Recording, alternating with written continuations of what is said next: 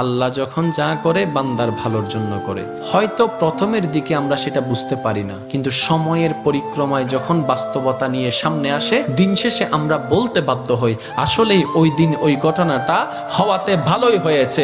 আল্লাহ কখনো বান্দার ক্ষতি চাই না।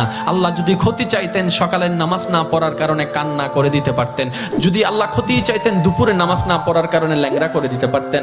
আল্লাহ সেটা চান না। আল্লাহ চাই বান্দার সব সময় ভালো। আর মা তো দেখেন জন্ম দেওয়ার কারণে সন্তানের তো অপরাধ করার পরও মা সন্তানের প্রতি কতই ভালোবাসা, কতই মায়া। বাবার কাছ থেকে সন্তানের পিঠকে বাঁচাই ফেলছে, এরকম হাজারো মা আছে ওই মায়ের জন্য।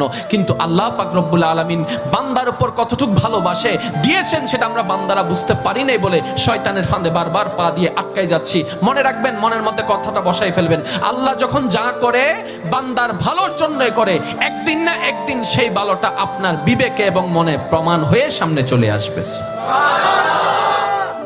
আমি বুঝাতে চাচ্ছি আমাদের সাথে সবচেয়ে কানেকশন কার বেশি ভালো থাকতে হবে, বান্দা হিসেবে আল্লাহর, উম্মত হিসেবে নবী রাহমাতুল লিল আলামিনের। এখানের ভিতর যে কেউ চাইলে জীবন সাজাই ফেলতে পারবে। আমি বলছি যে কেউ, anybody, you can do it, not impossible. Because impossible শব্দটাকে যদি একদম ভালো করে গভীর